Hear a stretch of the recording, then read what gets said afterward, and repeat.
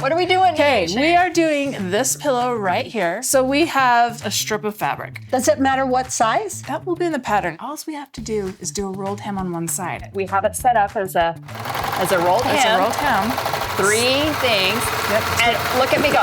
I didn't have to do any adjusting. No. I just started. Once that's done, you've got your rolled hems. You're going to set up a 4-thread basic stitch, and then you're going to change it so it ruffles. Okay. Neutral right here is where this little thing comes at the bottom. And I'm just gonna push this all the way to the top where it shows that little ruffler. On here are my needle threads, and you can see these 2 threads that run this way.